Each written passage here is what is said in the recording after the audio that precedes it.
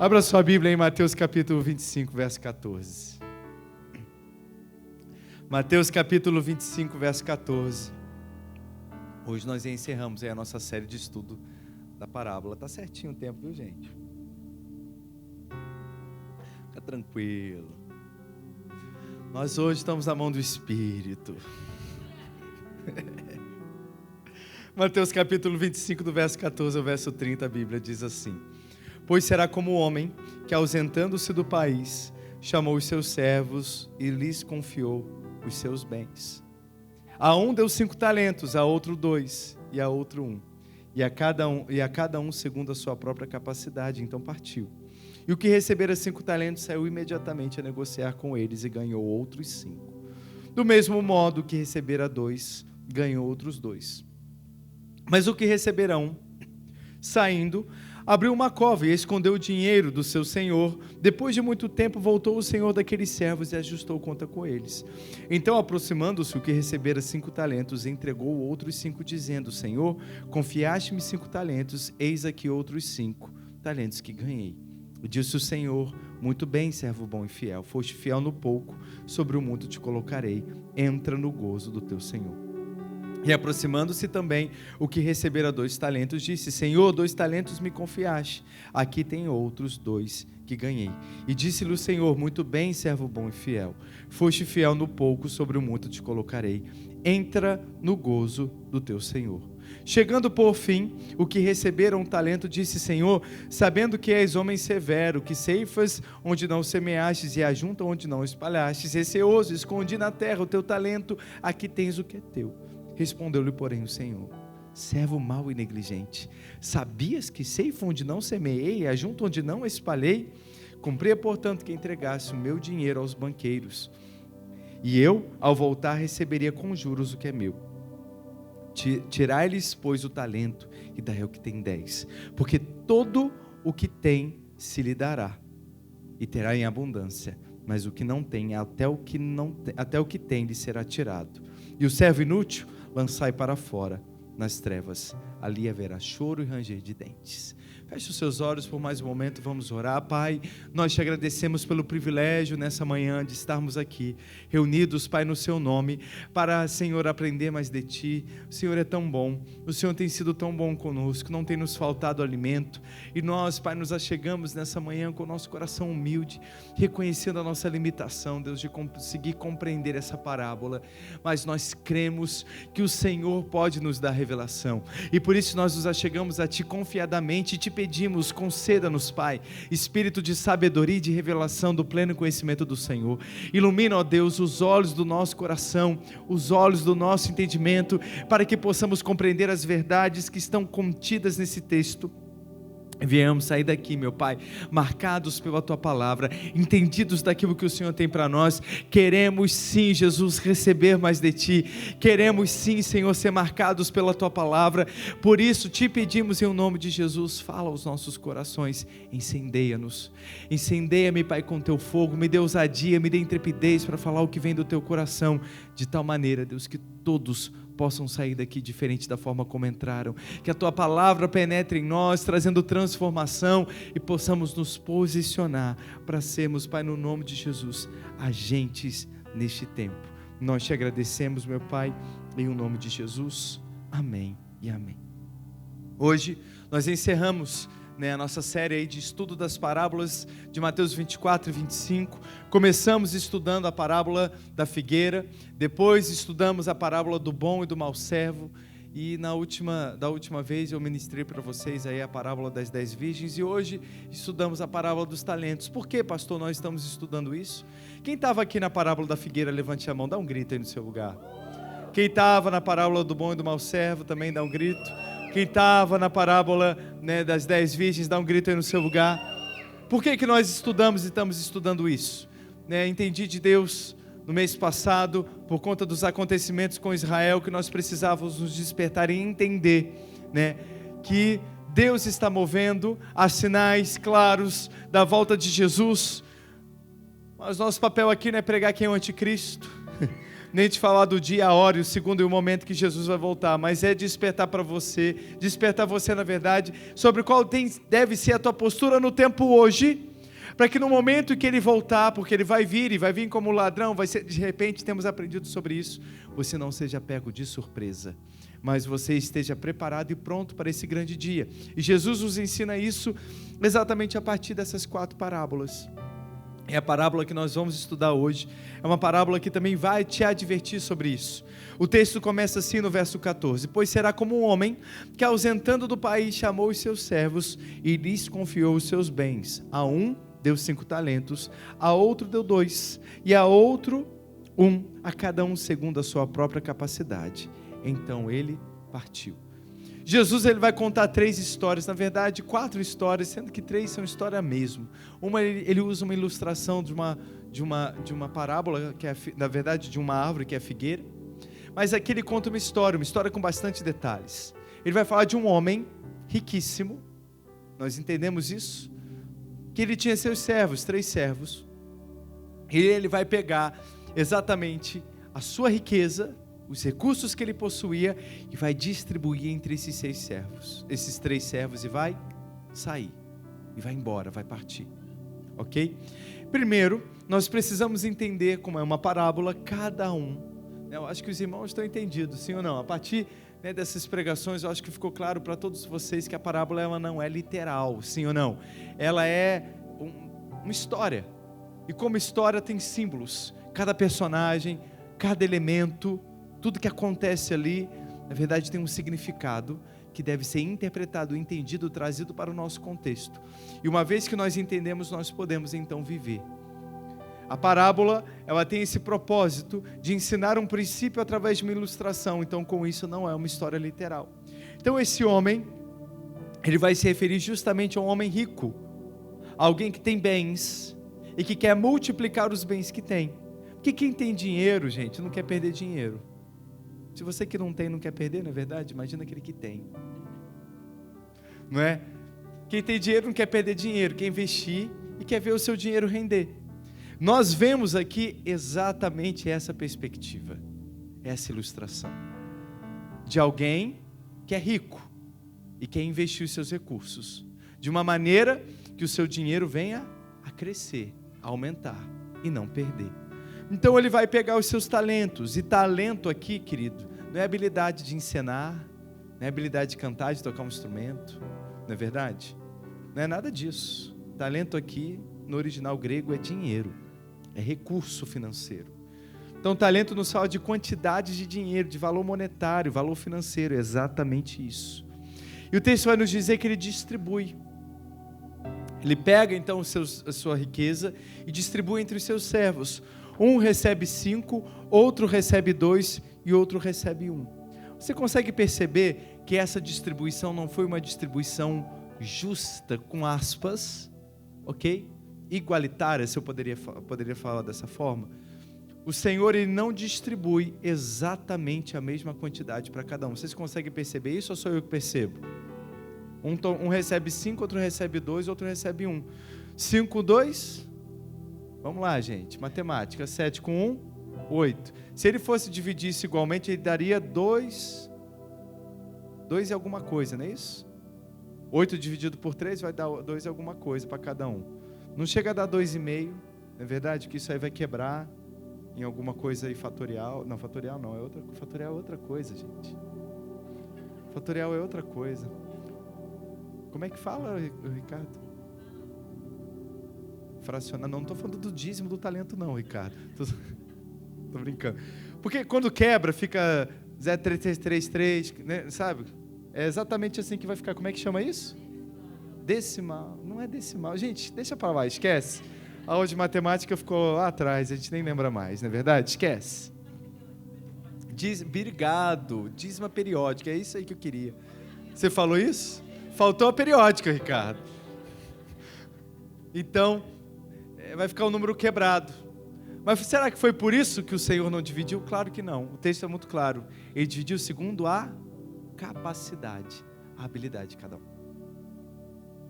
E aí nós vemos, tem gente que fala, né, que Jesus era socialista.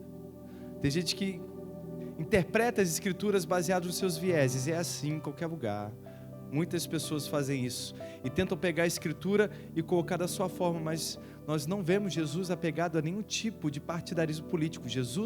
Uma coisa que Jesus não fez foi ter envolvimento político.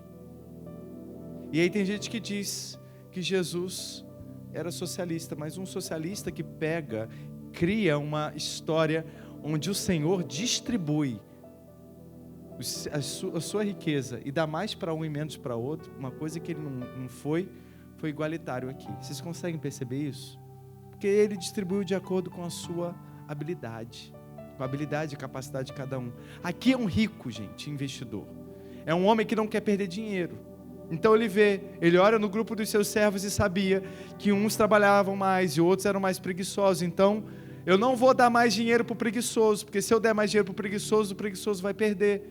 Então, obviamente, como alguém que não quer perder, ele vai distribuir de uma maneira onde fosse a capacidade de cada um fosse contemplada. A palavra capacidade é a palavra dunamis, que muitos traduzem para poder no português, mas é poder, força, habilidade, poder inerente, ou seja, todos nós temos uma virtude na nossa natureza, um poder inerente, ok? Que é algo que vem de dentro de você.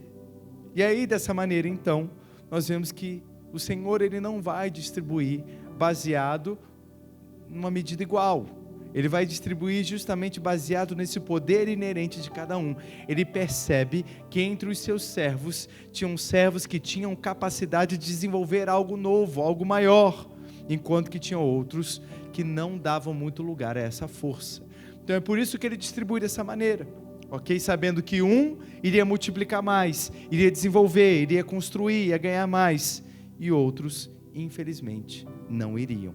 É dentro dessa perspectiva que você deve enxergar. Ao ler esse texto, essa parábola, você deve se imaginar como um homem rico que quer investir o seu dinheiro em pessoas, ok? Não como alguém que vai fazer uma série de questionamentos, principalmente baseado na sua perspectiva, que muitas vezes não é perspectiva, não é à toa que que essa pessoa tem mais dinheiro que você, entendeu o que eu quero dizer? Estou brincando, viu, gente? Alguns entenderam a piada, outros não. Então vamos lá. O Senhor aqui, Ele não se apresenta como uma mãe ou como um pai que quer suprir e cuidar das suas necessidades.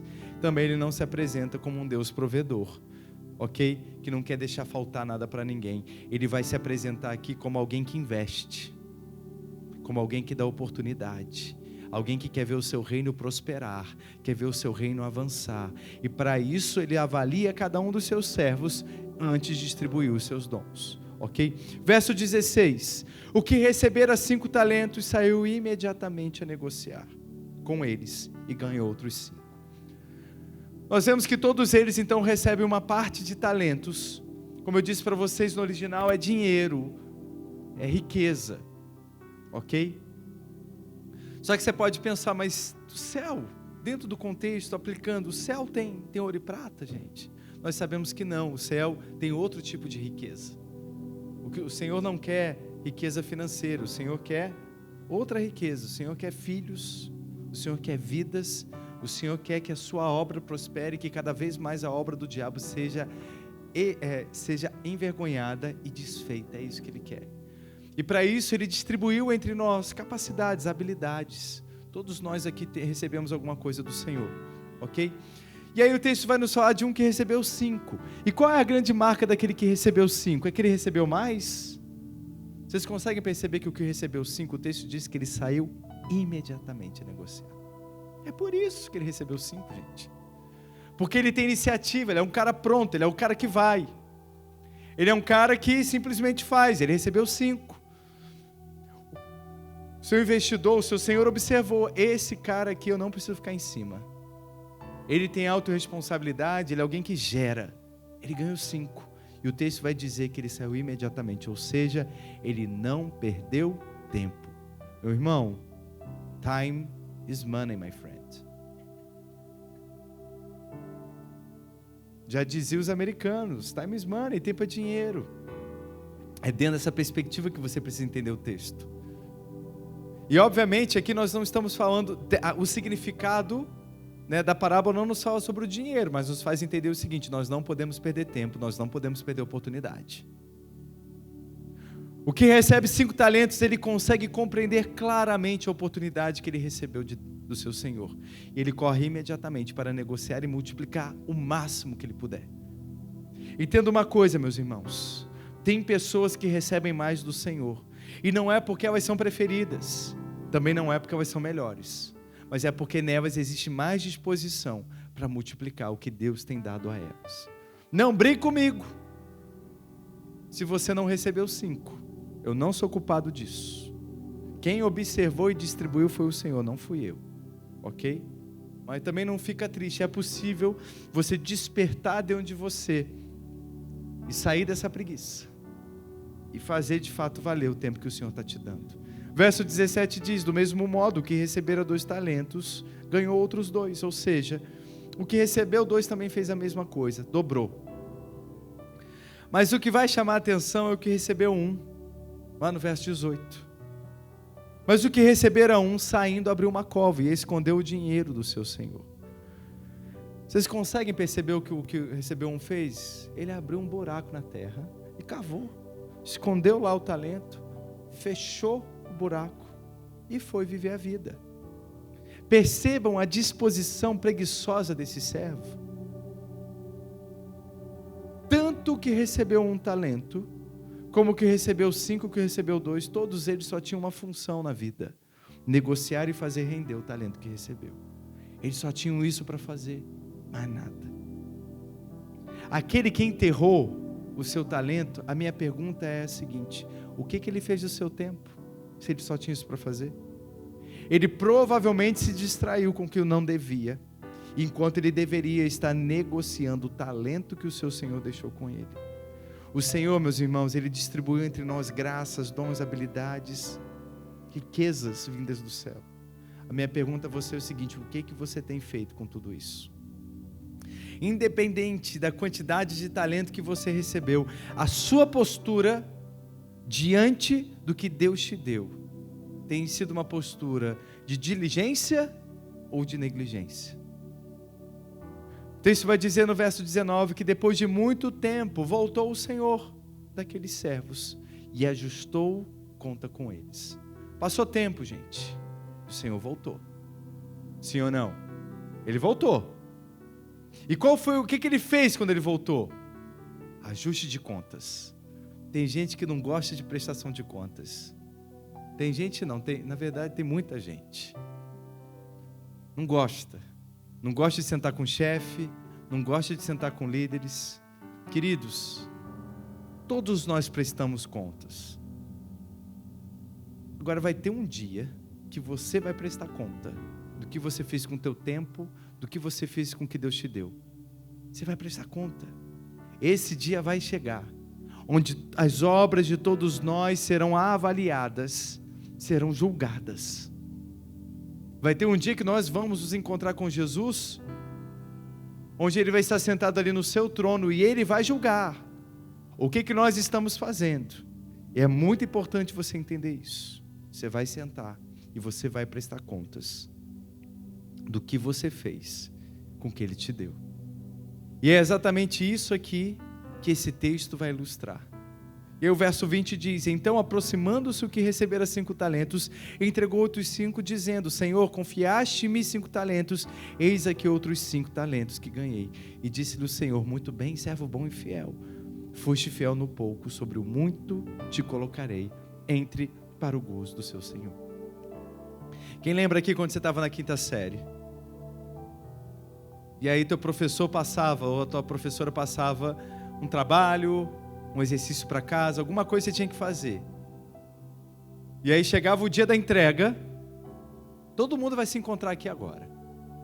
Chegava o dia da entrega, aí beleza, aí o professor sentava lá na mesa dele e falava: gente, hoje é o dia da entrega do trabalho, vamos lá, pode fazer a fila aqui todo mundo para entregar. O que acontecia com os que tinham feito? Levantavam rapidinho lá, não era? Eram os primeiros. E os que não tinham feito? Eram os últimos. Ficava lá atrás da fila, para ter tempo, para pensar na desculpa. O cachorro morreu, passei mal, dor de barriga, minha avó. Não é verdade? Né? Fui entrar no carro, o trabalho caiu na poça. Série de desculpas. Pensava em 1000. É o que acontece aqui. O que recebeu 5, ele foi esse que fez.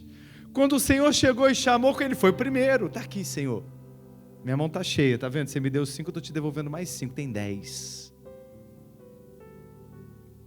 Nós vemos que o Senhor vai elogiá-lo, vai dizer o quê? Servo bom e fiel.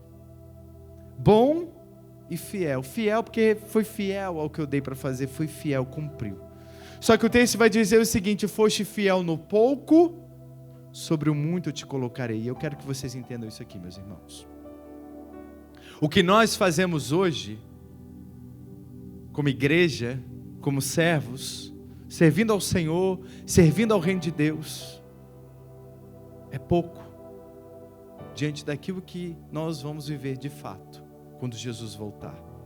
O que Deus te deu hoje para fazer ainda é pouco diante do que Ele tem para entregar para aqueles que forem fiéis. Mas é hoje. Somente o que é fiel no pouco é fiel no muito.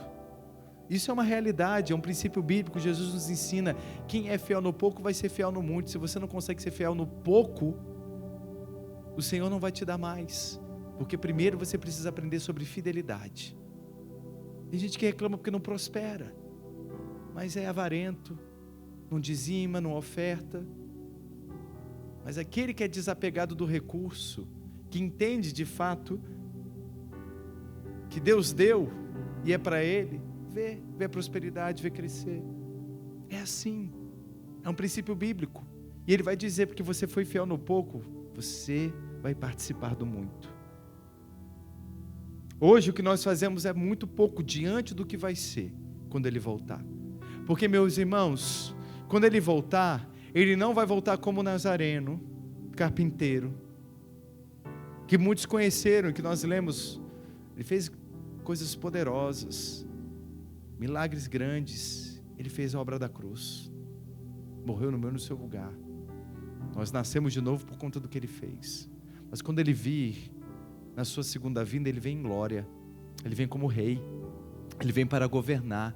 Ele vem para estabelecer nesta terra o reino messiânico do nosso Senhor Jesus Cristo, onde o próprio Deus, Ele mesmo, Jesus, vai governar sobre todas as nações, e o mundo inteiro vai se dobrar ao seu governo. Só algumas pessoas estão compreendendo. Só que Ele não vai governar sozinho. Ele não vai reinar sozinho. Ele vai partilhar do seu reino, de tudo aquilo que Ele conquistou na obra da cruz, que foi dado a Ele a partir da sua obra, que Deus entregou nas suas mãos. Ele vai partilhar com aqueles que foram fiéis no pouco. É o que nós vemos que acontece ali no texto do bom e do mau servo, também das noivas. É o que acontece, é o que vai acontecer. Aquele que é fiel agora, ele vai fazer parte do muito, vai colocar lá para reinar juntamente com Ele. Enfim, isso é um outro assunto também. Fica aí para você que vai fazer o carisma, né? Você que está fazendo o Rooted, você vai ouvir sobre isso de mim. Ele vai voltar, e quando ele voltar, ele vai trazer o seu reino. Mas não é toda a igreja que vai participar do reino. Todos nós somos salvos, mas o galardão do reino é só para aqueles que de fato foram obedientes, foram fiéis. E é o que o texto nos mostra aqui. Você que multiplicou esses 5 talentos, você foi fiel no pouco que eu te dei. Parecia muito, né? 5 talentos foi a maior parte da riqueza que ele tinha, mas ainda era pouco diante do que tinha. Sobre o muito te colocarei, entre para o gozo do seu Senhor. Quando nós vemos o texto 24, verso 22, a mesma coisa acontece com aquele que recebeu 2 talentos. E a mesma coisa o Senhor repete para ele: servo bom e fiel. Eu não vou gastar muito tempo aqui. Eu quero entrar no verso 24. Ele diz assim: chegando por fim o que receberam um talento, ou seja, aquele que estava no final da fila ali, né, pensando, trabalhando, estudando ali, qual desculpa que ele ia dar. Chega a vez dele. Ele disse: Senhor, sabendo que és homem severo, que ceifas onde não semeastes, que ajuntam onde não espalhaste, receoso, fiquei com medo, escondi na terra o seu talento. Está aqui o que é teu. Como ele foi o preguiçoso, aquele que não fez nada, ele ficou ensaiando desculpa. E a desculpa dele foi a seguinte: sabendo que és homem severo, que ceifas onde não semeaste, e ajuntam onde não espalhaste, fiquei com medo, receoso, escondi. Está aqui o seu talento. Vocês conseguem perceber que na sua desculpa ele culpa o Senhor dele não ter feito o trabalho dele? Não é que ele é preguiçoso, é porque o Senhor é severo. Eu fiquei com medo de perder, havia esse risco. E ele vai afirmar que o Senhor era severo, era injusto, a ponto de ceifar aonde ele não semeou. Meus irmãos, entendam uma coisa: o que o Senhor nos deu para fazer não tem relação nenhuma com a liderança que Ele nos deu. Se Deus colocou você para caminhar com um pastor, se Deus colocou você para caminhar com um líder, você tem que separar as coisas. Deus te deu um dom, uma graça, um chamado, um talento. Ele te mandou fazer, não foi seu pastor, não foi seu líder. Ah, mas é porque o pastor Fábio... Irmãos, eu me esforço para ser a pessoa mais doce possível. Eu não consigo muitas vezes, mas eu tento trabalhar de uma forma bem leve com todos aqui. Mas você tem que entender que o seu líder, talvez ele não seja uma florzinha de Jesus, uma doçura de pessoa, sim ou não? Talvez você não seja, né? Mas você acha no direito de cobrar do outro. Mas a questão aqui é o seguinte: não foi ele quem te chamou, não foi ele quem te deu talentos, não fui eu que te chamei, não fui eu que derramei sobre a sua vida talentos para multiplicar, foi o Senhor, e é para Ele que nós vamos prestar contas. Seja realista, analise as coisas como elas são, não dê desculpas para um trabalho que você não fez, que você não tem feito e que você tem sido preguiçoso. O Senhor chega para ele e fala: servo mau e negligente, sabias que ceifo aonde não semeei, que ajunto onde não espalhei? Ele faz uma pergunta, é uma pergunta retórica aqui, queridos, que não exige resposta, mas é para levar a reflexão. Como assim? Ceifo onde não semeei, ajunto onde não espalhei? Cumpria, portanto, que entregasse o meu dinheiro aos banqueiros, e eu, ao voltar, receberia com juros o que é meu. Ele vai chamar o servo de mau e negligente, ou seja, preguiçoso. Você precisa encarar, queridos, nós precisamos encarar as coisas como elas são. Se o Senhor compartilhou dons e talentos da sua riqueza conosco, nós não estamos utilizando para trazer a glória de Deus no tempo que nós estamos, para fazer com que o reino dele avance, nós somos maus, nós somos negligentes. Não fique ofendido com isso, porque não sou eu quem estou falando, é o Senhor. A nossa geração, queridos, é muito mimizenta, dá centenas de desculpas e não assume a sua responsabilidade. E funciona com papai, com mamãe, com vovô, com vovó, com o chefe do trabalho, mas com o Senhor não vai funcionar. Não vai. Eu seria considerado negligente se eu não advertisse você sobre isso. Se você não tem feito o que Deus te deu para fazer, você corre risco de ser chamado de negligente e preguiçoso no dia da sua prestação de contas. E a minha oração, meus irmãos, é para que o Senhor nos livre disso, para que não sejamos uma igreja conhecida por um povo negligente e preguiçoso, mas que sejamos conhecidos diante de Deus por um povo que tem talentos, por um povo que não negligencia a oportunidade, por um povo que tem feito tudo o possível para que o nome dele seja conhecido. Ele pergunta, né? Mas sabias que ceifos onde não semeei, que ajunto onde eu não espalhei? O que ele quer com essa pergunta? É levar justamente ele a refletir sobre a grande mentira que ele está afirmando e dando como desculpa. Filhão, no dia da prestação de contas, desculpas não vão colar. Aprenda hoje, se arrependa hoje de todo vitimismo de desculpas e se posicione e assuma o que tem sido a sua negligência. Ao dizer que ele poderia ter entregue o seu talento e dado aos banqueiros, porque quando ele voltasse, pelo menos ele teria os juros. A gente sabe que dinheiro perde valor, né, gente? Quem lembra o que era R$100 aqui há 20 anos atrás? Lembra o que você fazia com R$100 20 anos atrás? Não era muita coisa, mas não é também o que faz hoje. Não é verdade? O próprio euro, a mesma coisa, todas as moedas, isso é assim, o dinheiro ele perde valor com o passar do tempo. O mínimo que precisava era até a correção desse talento, mas ele foi enterrado, não dava nem para corrigir. Ele perdeu o valor. O talento que ele recebeu no dia que o seu Senhor partiu, valia algo, naquele momento valia outro.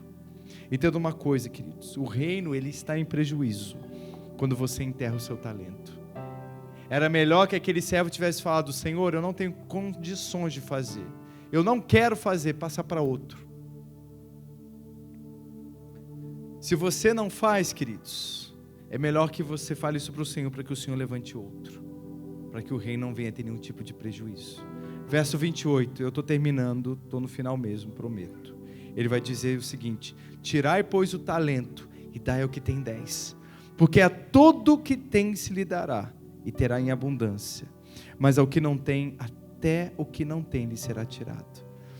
Como eu disse para vocês, esse texto ele é falado por um investidor, né? A figura de linguagem aqui, o papel é exatamente de um homem rico, de um investidor. E ele vai falar algo que está completamente fora do padrão do mundo. Como que você tira o único talento daquele que tem pouco e dá esse talento para aquele que tem 10? Que injustiça, não é verdade? Mas, queridos, como eu disse, Jesus aqui apresenta a sua perspectiva e você precisa entender que um dia a gente vai encontrar com Ele exatamente nesse modelo. Ele pega o único talento daquele que tinha apenas um e dá para aquele que tinha 10. Mas para o Senhor é assim: quem muito trabalha, quem muito obedece, esse é digno de abundância. Mas o preguiçoso, ele merece inclusive perder o que ele tinha. A justiça de Jesus, queridos, não consiste em dar a mesma quantidade a todos, mas consiste em dar a mesma oportunidade a todos. E quanto a isso, nós somos indesculpáveis, que todos aqui têm recebido a oportunidade da parte de Deus. Mas o que você tem feito com a oportunidade que Deus tem te dado? Você tem compartilhado a sua riqueza? Você tem multiplicado? Há uma recompensa para você se você tem feito isso. Mas se você não fez nada e tem sido preguiçoso, infelizmente há um juízo, há uma disciplina. É o que está no verso 30, quando o texto diz assim: ao servo inútil, lançai-o para fora nas trevas, ali haverá choro e ranger de dentes. Quem aqui já foi chamado de inútil, né, gente? Ou coisa ruim. Me chama de feio, me chama até de calvo, mas não me chama de inútil. Muito ruim também ser chamado de calvo, né? Não é à toa que Eliseu ficou... Né? Quem já leu a Bíblia sabe, né? Eliseu foi chamado de calvo, logo depois ele que recebeu a porção dobrada. O que ele fez? Né? Aqueles meninos lá que ficaram zoando ele, sofreram. Né? Me chama de calvo, mas não me chama de inútil. Muitas vezes, né, você foi chamado de inútil por gente invejosa. Mas aqui, queridos, é o Senhor chamando. E se o Senhor chama, não é porque Ele está querendo ofender, Ele está de fato falando uma realidade. Você foi inútil. Inútil significa não ter utilidade. E foi o que aconteceu com esse homem ao enterrar. Ele não teve utilidade alguma. Ele enterrou o seu talento. Eu quero, queridos, nessa manhã, né, encorajar você a você sair deste lugar de inutilidade e desenterrar o seu talento. Você que enterrou aquilo que você recebeu da parte de Deus, hoje é o dia de desenterrar, hoje é o dia de trazer para fora. Deus quer fazer multiplicar, Ele já deu a você a graça que você precisa para isso. Queridos, o texto vai nos mostrar aqui que aquele que enterrou, Ele manda: lançai-o fora nas trevas, ali haverá choro e ranger de dentes. Irmãos, o preguiçoso, ele não vai participar do reino de Deus. O preguiçoso, ele vai chorar. E aqui o texto, como eu disse, ele não faz nenhuma referência ao inferno, ele não faz nenhuma referência ao lago de fogo de enxofre. Ele fala de treva, choro e ranger de dentes. É lugar de um remorso profundo, um lugar de dor, de poderia ter feito e não fiz, poderia estar vivendo outra coisa e não vivo. Quem aqui já perdeu alguma coisa sabe o que é isso, sabe o que é a dor do remorso, de chorar uma dor profunda a ponto de ranger os dentes. É exatamente isso. Há sim uma disciplina para aquele crente salvo, que é salvo, foi salvo, encontrou com Jesus, mas infelizmente vive uma vida como qualquer mundano. Não faz o que Deus chamou para fazer, é desobediente. Há um juízo. Da mesma maneira que há uma recompensa para aquele que foi fiel no pouco, há um juízo para aquele que não foi fiel, para que foi infiel. Queridos, a boa notícia que eu tenho para você é que hoje Ele ainda não voltou. É que hoje você ainda não morreu, mas nós não sabemos, pode ser que Ele volte hoje ainda, pode ser que o seu retorno aconteça amanhã. O que você tem hoje é uma oportunidade ainda de desenterrar o seu talento e fazer valer a oportunidade que Ele está te chamando. Vamos, queridos, desenterrar. O Senhor te fala isso nessa manhã, é tempo de desenterrar. É tempo de desenterrar. É tempo de desenterrar. É tempo de tirar. É tempo de trazer de volta. Coloque de pé no seu lugar, meu irmão. O Senhor quer mover entre nós a algo que Ele quer despertar. Ele quer despertar talentos. Ele quer. Ele quer, Ele quer, Ele quer. Aquilo que você enterrou, tire. Você sabe aonde você enterrou. Você sabe aonde você colocou. Só você pode. Mas não permita que nenhum prejuízo. Irmãos, eu vejo no meu espírito aqui dezenas de centenas, talvez, de milhares, eu não consigo ver o fim, mas eu vejo peixes. E é interessante que eu vejo os olhinhos deles. Quem já pescou, já foi em mercado de peixe sabe, né? O olho brilha, ele tem uma força de refletir a luz. Eu vejo vários, como que uma pesca. Isso quer dizer que é uma pesca de Deus. Há um pescar de Deus, há uma pesca do Senhor preparado para nós. E são centenas, talvez milhares, eu não sei quantos. Há uma pesca. Eu tenho entendido de Deus, meus irmãos, que nós vamos entrar num tempo de colheita absurdo. Não somente em Dublin, mas as igrejas que estamos plantando, como Galway, como Waterfall. Nós estamos abrindo um GC em Cork, bem em breve nós vamos anunciar isso aqui. Creio que até setembro nós estamos anunciando. Eu entendo de Deus que nós devemos começar igrejas também ainda esse ano, em Drogheda, em Kildare, em outros condados, além de Cork. O Senhor está nos colocando nessa aceleração. Há uma colheita grande para vir, há uma pescaria, eu entendo que é isso. Não dá mais para você ficar paradinho não, meu irmão, enterrando seu talento. É a hora de você acordar, é hora de você despertar, é hora de você se envolver. Porque pode ser que essa seja a sua última oportunidade de ver uma pescaria. Pode ser. Você pode pensar assim, já vivi tanto isso nas outras igrejas onde eu passei, meu querido. O tempo é chegado, tão perto, mais perto do que nunca. Fique atento na figueira, observe ela. O tempo é chegado, é hora de você despertar, é hora de você desenterrar esse talento.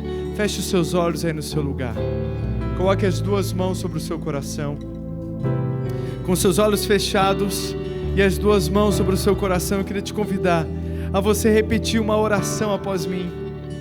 Repita comigo assim: Senhor Jesus, nesta manhã eu te recebo como meu único e suficiente Salvador e Senhor. Eu que estava perdido, eu que me desviei, nessa manhã eu retomo para Ti, na certeza de que em Ti eu encontro refúgio, eu encontro acolhimento. Por isso eu te peço, perdoa os meus pecados, me lava com Teu sangue, me torna puro novamente. Escreve o meu nome, Jesus, no livro da vida, da onde ninguém pode apagar. Me dá uma nova chance, uma nova oportunidade, porque eu quero, Jesus, viver para Ti e para Ti somente. Amém e amém. Permaneça com seus olhos fechados, meu irmão, minha irmã. Não abra o seu olho, eu quero orar por você. Eu quero fazer uma oração para selar a oração que nós acabamos de fazer. Você fez essa oração pela primeira vez na sua vida, e você fez porque eu pedi para você repetir.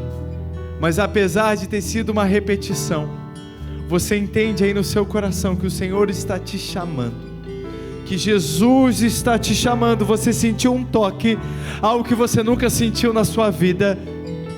e você quer entregar sua vida a Jesus de verdade, você quer entregar sua vida para Ele, você quer seguir os caminhos dEle, você quer se tornar um discípulo de Jesus, eu quero orar por você, que nessa manhã orou essa oração pela primeira vez, e entende que o Senhor está te chamando, e você quer entregar sua vida a Jesus.